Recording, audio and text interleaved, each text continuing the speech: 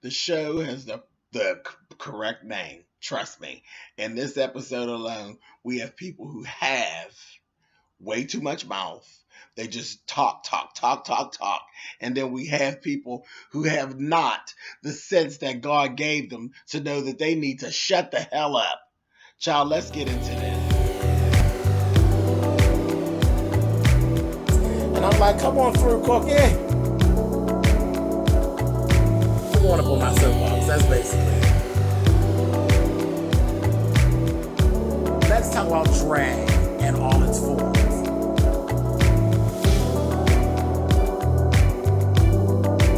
What,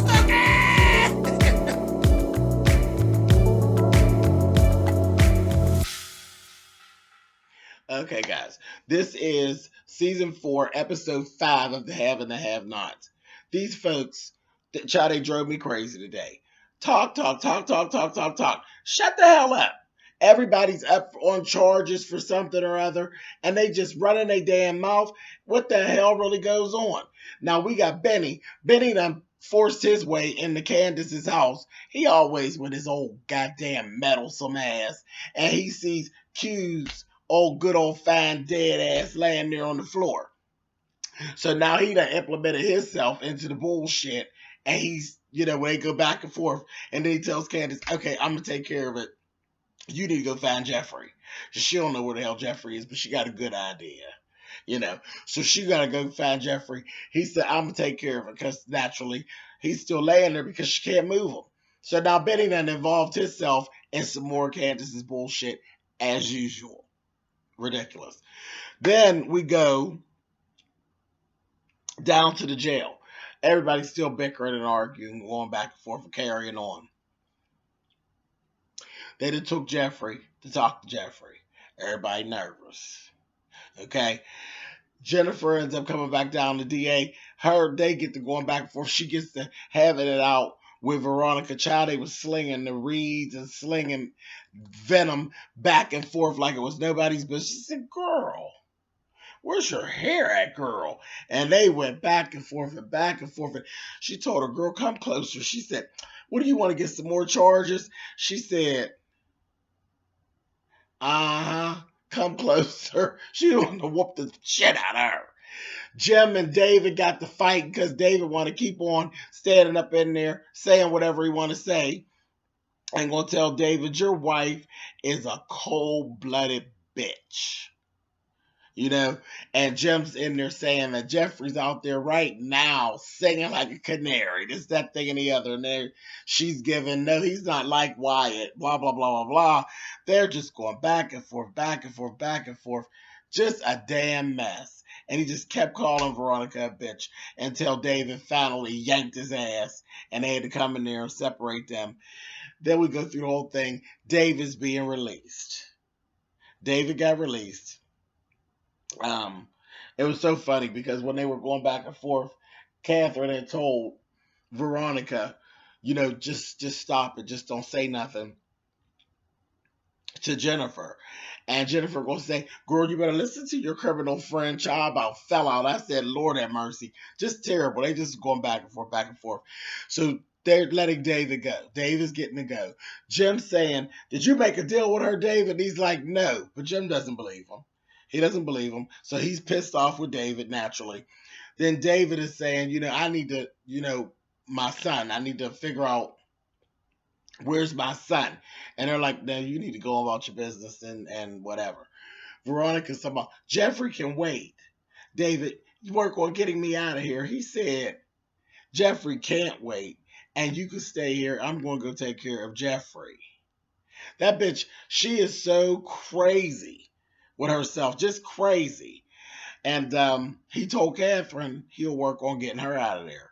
He wasn't worried about Veronica. I told Veronica, as long as you're here, you'll be safe. She don't even understand that. But David knows there's a hit out on Veronica, and Jim ain't lifted it. So when he gets out there, we actually find out David never actually did sleep with Jennifer. She said they came close, but she never got him to sleep with her. Then she's questioning him about Maggie Day and who is she? Who is she and what is she to you, baby? And he's like, not going to tell her. She gets all pissed off, so she won't tell him nothing about Jeffrey. Boom, and that's it. So he's finally getting ready to go ahead and leave. He's pissed off with Jennifer. Jennifer's pissed off with him. Everybody's fucking pissed off. Um, Maggie keeps lying. Maggie won't give David information. He's still trying to figure out, well, why, I don't want to turn, I want to turn out everything and this, that, and the other. And Jim's going to be pissed. And she's like, fuck Jim, fuck him. Let him rot in jail. He's right where he needs to be. Your wife is right where she need to be. Bitch is a cheater and this, that, thing, and the other. He's still talking, that's my wife. And, he's still preaching that. And then she wouldn't tell him who it was in the picture. She wouldn't tell him how long that the affair's been going on. So they got pissed off with her and walked off. Before, excuse me, here I am up at 1 o'clock in the morning trying to get this done.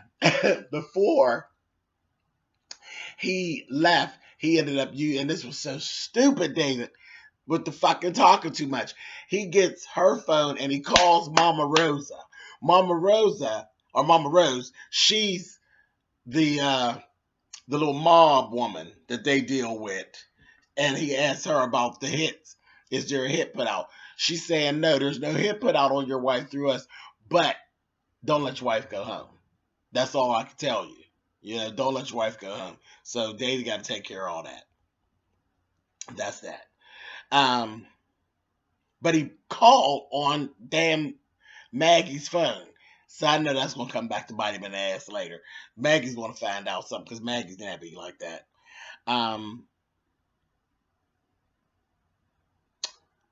Jennifer gets Wyatt. Not Wyatt, I'm sorry, Jeffrey. Jennifer, the DA, she's talking to Jeffrey. This is when Jeffrey's going. Jeffrey's telling it all, baby. He's in there. He's telling about the fact that he's gay. He told her about the fact that he got all sidetracked when she said that Wyatt actually, worked out the immunity deal for him. And she said, yeah, Wyatt cares a great deal about you. Well, he just ate that up with his little self. Stupid, stupid, stupid. I'm like, this, as much as I think Jeffrey is just adorable, Jeffrey is getting very irritating to me. He's just so fucking stupid. He's just on and on and on with this Wyatt thing. It just drives me bonkers. But anyway, so he's all in. Now, he gets down. Tells her he'd rather go to jail. He's not going to testify against the criers. He's not going to testify against his dad. And that's that. But he will testify against his mother. So Jennifer's like, okay. She said, you going to go to jail. But when he said that, she said, well, what is going on with you and your mother? He told the whole thing. She blackmailed me with the car and this, that thing. Told it all. But I told her I'd be glad to testify against my mother. So she said, so if I could get it all separated out, you'll testify against your mother. Well, bam, Jennifer's down with that because she fucking hates Veronica. She wants Veronica's dick, so she's hating Veronica. So I says, okay. So Jeffrey finally, he leaves, takes his ass. Where does he go? But to Wyatt. He goes right to Wyatt. Wyatt's talking all, he's always talking smart and cheap to Jeffrey. This, that, thing, that. I'm going to have $12 million. Blah, blah, blah, blah, blah, blah. And he's going on and on. Then Jeffrey's in the midst of it and slips up and tells Wyatt that he stabbed somebody. He didn't get the chance to tell it all, but he done told him that. Jeffrey got that, or Wyatt got that. Wyatt's like, what? So we got that whole thing going on. Then Candace shows up. And that goddamn Wyatt starts with Candace calling her a whore and all this kind of carrying on. And then Wyatt starts talking too much and slips up and ends up telling Candace, because they're going back and forth and saying, because now Candace is finding out that Jeffrey has been to the police station. But she's thinking that he was at the police station telling on them. She's getting the whole story because Wyatt's just running his mouth. Steady running his mouth. Oh, Jeffrey got immunity. This, that, thing, and the other. And Candace is saying, like, I know this motherfucker ain't done gave me up and got immunity and this, that, and the other, thinking that Wyatt knows everything. But Wyatt's talking about something totally different. So Wyatt ends up mistakenly telling Candace, I'm the one who hit your brother with the car. I'm the one that killed the little girl, and I got immunity for both of us. So Candace is in Jeffrey's face at this point saying, really? Really? So all this time you knew that this son of a bitch hit my brother and damn near killed my brother, but you never said nothing. And Jeffrey's standing there, and I said, "Oh, this is ugly." Because I said this could be like a break in their damn friendship. That's ugly. Because if I was Candace, I would be hot as a firecracker. But Candace will forgive Jeffrey, I'm sure. But I could tell she was getting very pissed off.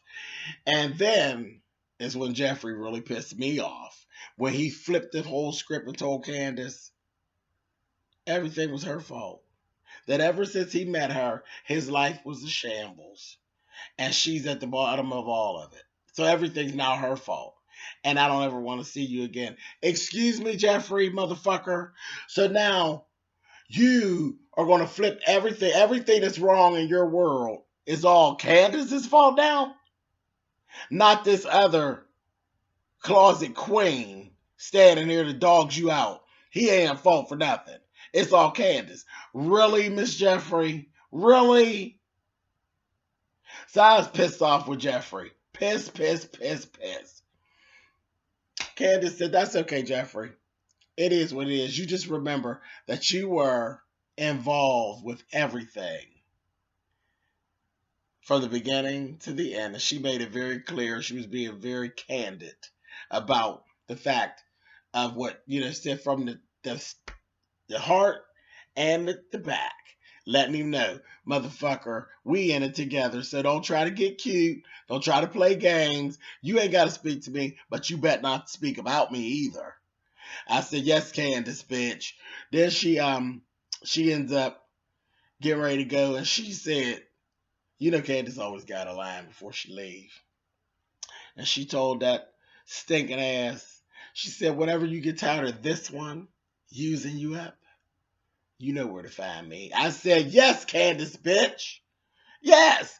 But I was so pissed off with Jeffrey. Really, I am. I'm really pissed off with Jeffrey. I couldn't believe he flipped the script on her like that. And he was standing in it.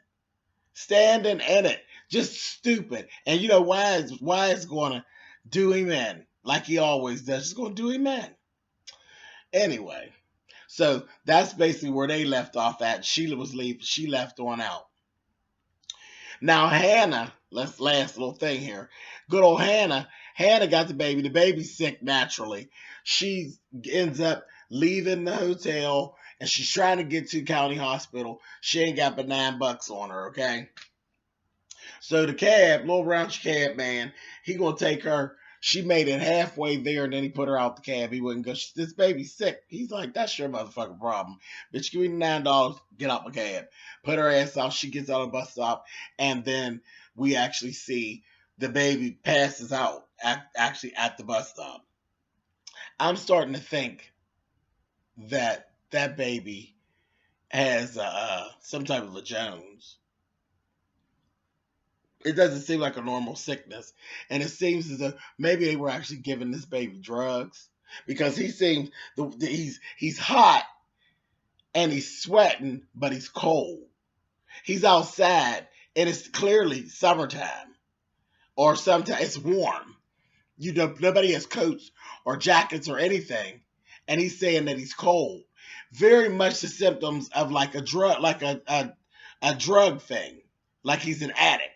So I'm wondering, were they actually giving this baby drugs? Because anything that was prescribed would have been in the system. When they were checking that baby out and all of that, and they were trying to figure out, they were running all this tests, but then they would have found drugs too.